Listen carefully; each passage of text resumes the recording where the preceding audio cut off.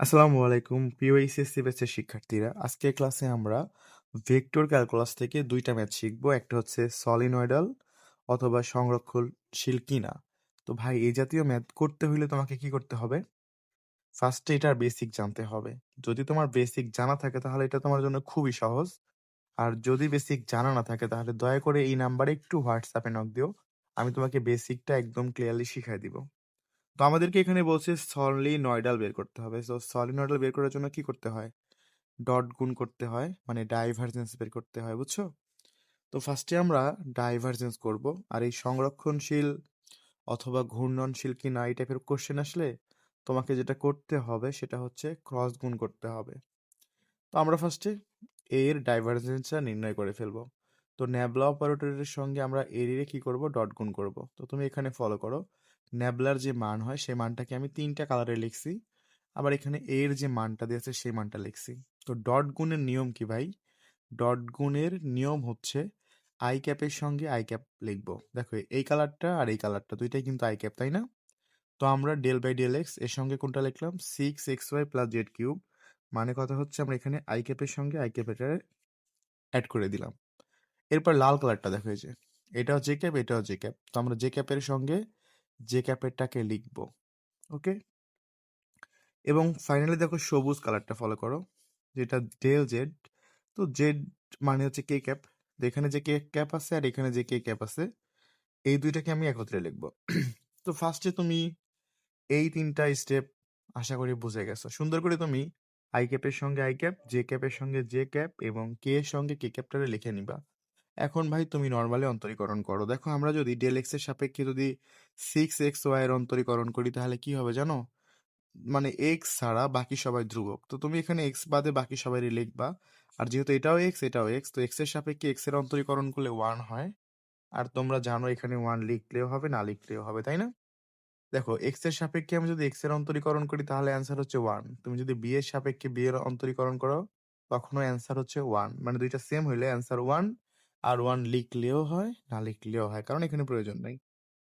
আর তুমি যদি del x এর সাপেক্ষে জেড এর অন্তরীকরণ করে এটা কি করতে পারবা? দেখো তো, এখানে এক্স আছে, এখানে কি এক্স আছে?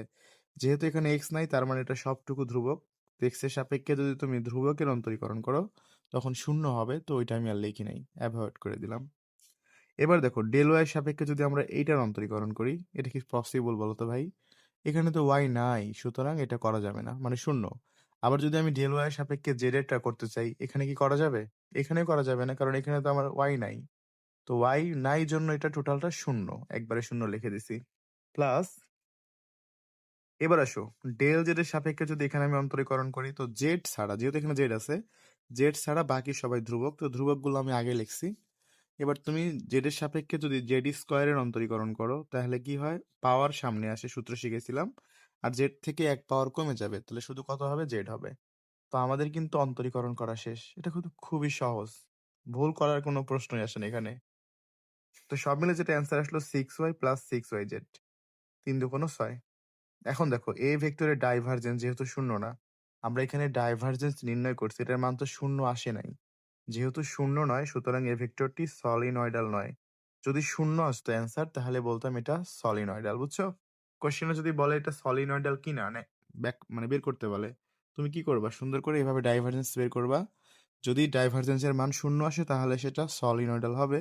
আর যদি নট ইকুয়াল টু জিরো আসে তাহলে সেটা সলিনয়েডাল নয়। ওকে, আশা করি তুমি ফার্স্টের কোশ্চেনের অ্যান্সারটা বুঝে গেছো সুন্দর করে। আর এখানে আরো একটা কোশ্চেন আছে। এবার বলছিল নাকি সংরক্ষণশীল। তো সংরক্ষণশীল এটা বের করতে হলে আমাদের কি করতে হবে? কার্ল করতে হবে। তোমাদের অলরেডি কার্ল করা শিখাইছি আমি। চলো তোমাদেরকে আমি এখানে কার্ল নির্ণয় করে দেখাচ্ছি। তো দেখো, আবার আমরা হচ্ছে এ এর কার্ল নির্ণয় করব। ন্যাবলা অপারেটরের সঙ্গে আমরা এর কস গুণ করে দিব। তো ফার্স্টে আই জে কে লিখবা, তারপরে তুমি এখানে ন্যাবলা অপারেটরের যে মানগুলো আছে সেই মানগুলো লিখবা। এবং তুমি কোশ্চেনে যে মানগুলো দেওয়া আছে, আই ক্যাপ, জে ক্যাপ, কে ক্যাপের যে মানগুলো দেওয়া আছে সেই মানগুলো আই ক্যাপের নিচে বসাবা, জে ক্যাপের নিচে বসাবা, কে ক্যাপের নিচে বসাবা। এটুকু তো বুঝছো? আশা করি তোমরা এটা বুঝে গেছে একদম ক্লিয়ারলি। ওকে, চলো এবার আমরা ওই যে নির্ণায়কের বিস্তৃতি করব। তো যখন আমরা আই ক্যাপের বিস্তৃতি করব তখন এই প্রথম সারি প্রথম কলাম বাদ যায়, তোমরা অলরেডি জানো।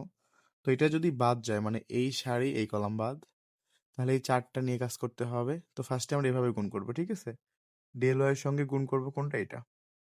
তো দেখো আই ক্যাপ লিখছি আমি, ডেল বাই ডেল ওয়াই এর সঙ্গে আমাদের গুণ হবে কোনটা? 3x Z square minus Y, এটারে গুণ করছি। তারপরে সূত্র অনুসারে একটা মাইনাস দিব, তারপরে এইভাবে গুণ করতে হবে। তো ডেল জেড এর সাপেক্ষে গুণ হবে 3x স্কোয়ার মাইনাস জেড হবে। বুঝতে পারছো? এটা খুবই সহজ। এভাবে একবার গুণ করবো, সূত্রে মাইনাস দিব, এভাবে একবার গুণ করব। তবে আমাদের এখানে কি হলো? ফার্স্ট এর স্টেপ হয়ে গেছে। এবার আমরা দেখো কি করব ভাই, আই ক্যাপেরটা শেষ। এবার আমাদের হিসাব করতে হবে হচ্ছে তোমার জে ক্যাপের, মানে জে ক্যাপের বিস্তৃতি করব। আর জে ক্যাপের কিন্তু একটা পজিশনিং চিহ্ন আছে যেটা হচ্ছে মাইনাস। তো আমি আগে এখানে মাইনাস জে ক্যাপ লিখে নিছি। যখন জে ক্যাপের কাজ করব তখন 1 নাম্বার সারি 2 নাম্বার কলাম বাদ যাবে, মানে জে ক্যাপ যে কলামে আছে সেই কলাম এবং যে সারিতে আছে সেই সারি বাদ যাবে। তার মানে এটা বাদ, এটা বাদ। তো থাকলো কোনটা? এই চারটা। তো ফার্স্টে আমরা এইভাবে করবো, দেখো এই যে ডেল এক্স এর সঙ্গে হবে এটা। তো আমি লিখলাম del X 3x Z square minus Y, সূত্র অনুসারে মাইনাস লিখবা। ডেল জেড এর সঙ্গে এভাবে এটা হবে। তো del by del Z minus, এখানে তো সূত্রে মাইনাস হয়েছে, 6xy প্লাস জেড কিউব। ওকে, আমাদের দুইটা কিন্তু শেষ ভাই, খুবই সহজে বুঝে নিও তুমি। এরপরে কে ক্যাপটারে করব। যখন আমরা কে ক্যাপটারে করব তখন এই সারি এই কলাম বাদ যাবে, তাই না? এটা বাদ যাবে। এখন যদি গুণ করো ডেল এক্স এর সাপেক্ষে, যদি তুমি এটা এভাবে গুণ হবে, ডেল এক্স এর সাপেক্ষে গুণ হবে 3x² মাইনাস জেড।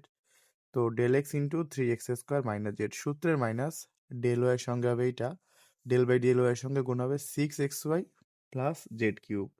তো এইটা তো আমাদের আসলে বিস্তৃতি করা শেষ। এখন আমরা অ্যান্সার লিখবো। তুমি দেখো এখানে ডেল ওয়াই এর সাপেক্ষে এখানে যদি আমি অন্তরীকরণ করি, পসিবল, এখানে তো ওয়াই নাই, যেহেতু ওয়াই এর সাপেক্ষে হচ্ছে ওয়াই নাই, তার মানে 0 হয়ে যাচ্ছে, এটা করার দরকার নেই। এবার দেখো এইখানে ওয়াই এর সাপেক্ষে যদি করি, ওয়াই এর সাপেক্ষে ওয়াই এর এই অন্তরীকরণ করলে কত হয়? 1 হয়, বাট এখানে কিন্তু -1 হবে যেহেতু সামনে মাইনাস আছে, তো -1। এরপরে দেখো তুমি যদি জেড এর সাপেক্ষে এক্স স্কোয়ারেরটা করতে চাও, পারবা? পারবা না, কারণ এখানে মিল নাই, তার মানে এটা শূন্য। বাট এই যে মাইনাস মাইনাসে এখানে কি দিলাম? প্লাস।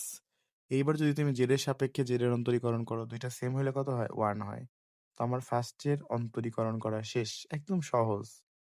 তারপরে মাইনাস জে ক্যাপ, তুমি যদি এখানে আসো, দেখো এখানে এক্স এর সাপেক্ষে যদি অন্তরীকরণ করো, তো এক্স অন্তরীকরণ করলে 1 হবে। তো এক্স ছাড়া বাকি যারা আছে তারা সামনে বসবে, তার মানে 3 এবং হচ্ছে জেড স্কোয়ার বসে যাবে সামনে। তো এখানে বসলো 3z স্কোয়ার, এটা করার পরে। ওকে, তারপরে দেখো আমি যদি এখানে অন্তরীকরণ করি ভাই, করি জেড এর সাপেক্ষে 6xy রে করলে এটা শূন্য হবে। শূন্য লেখার কোনো প্রয়োজন নাই, প্লাস মাইনাসে এই যে আমি এখানে কি লিখছি দেখো তো, মাইনাস লিখছি, মাইনাস এটা। এখন তুমি জেড এর সাপেক্ষে যদি জেড কিউবের অন্তরীকরণ করো তাহলে কি ঘটবে বলো তো? ফার্স্টে পাওয়ার সামনে আসবে, মানে 3 সামনে আসবে, আর জেড এর উপরে যত পাওয়ার আছে সেই পাওয়ার থেকে 1 কমে যাবে, তার মানে 3z স্কোয়ার হবে। বুঝছো? এখানে 3z স্কোয়ার হয়েছে এই জন্য। তো আশা করি তুমি এইটাও বুঝে গেছো। প্লাস এখন দেখো কে ক্যাপের যদি করি আমরা, এক্স এর সাপেক্ষে 3x স্কোয়ারের যদি অন্তরীকরণ করি তাহলে কি ঘটবে? ধ্রুবক সামনে আসবে, মানে সরি পাওয়ার সামনে আসবে 2, আর এখানে তোমার হচ্ছে 2 কিন্তু সামনে আসলো, আর এখানে তোমার 3ও একটা ধ্রুবক, 2 সামনে আসছে, 3 একটা ধ্রুবক, আর এখানে এক্স এর পাওয়ার ছিল 2, এক্স এর পাওয়ার হয়ে যাবে 1। তো এখানে তুমি জাস্ট সাজায় লিখতে পারো এইভাবে যে ভাই সহজ কথা হচ্ছে 3 ধ্রুবক আগে আসবে, এবার পাওয়ার 2 সামনে আসবে, আর এক্স হবে -6x। তো এটা তো করা শেষ। এবার এক্স এর সাপেক্ষে জেড এর করলে শূন্য হবে, কারণ এখানে এক্স নাই। ওয়াই এর সাপেক্ষে যদি এখানে তুমি করো, এক্স এক্স ক্যান্সেল, থাকবে শুধু 6y। তো এখানে কত থাকার কথা? সরি, এখানে ওয়াই এর সাপেক্ষে যদি করো তাহলে থাকবে 6x, কারণ ওয়াই ওয়াই ক্যান্সেল হবে, তাই না? ওয়াই ওয়াই ক্যান্সেল হবে, থাকবে 6x প্লাস এক্স। ওয়াই এর সাপেক্ষে তো তুমি চাইলে জেড কিউবের অন্তরীকরণ করতে পারবে না, করলেও শূন্য আসবে। এই ওয়াই এর সাপেক্ষে করার প্রয়োজনই নেই, শূন্য আসবে। তো এখানে আসলো কত? 6x। এখন একটা বিষয় তুমি ফলো করো, 1 কাটা যাবে, তাহলে থাকবে কত? শূন্য আই ক্যাপ। 3z স্কোয়ার কাটা যাবে, থাকবে শূন্য জে ক্যাপ। এখানে 3×2=6x হবে, এটা আছে প্লাসে, এটা আছে মাইনাসে, তাহলে কত হবে? শূন্য কে ক্যাপ ইকুয়াল টু শূন্য ভেক্টর। অ্যান্সারটা কত? শূন্য ভেক্টর। ভাই যেহেতু আমাদের এখানে কার্ল শূন্য হয়েছে, সুতরাং এটা কি হবে? সংরক্ষণশীল হবে, অথবা এটাকে ঘূর্ণনশীলও বলতে পারবো। কার্লের মান যদি শূন্য হয় তবে সেটা কি হয়? সংরক্ষণশীল হয়, ঘূর্ণনশীল হয়। বুঝছো? তো আশা করি এরপরে তোমাকে কোশ্চিন যেভাবে দিক তুমি পারবা, মানে একদম ডিটেলসে বোঝার কথা এই ক্লাস থেকে। তারপরে যদি কেউ না বোঝো, হোয়াটসঅ্যাপ নাম্বার তো দেয়া আছে, জাস্ট নক দিও।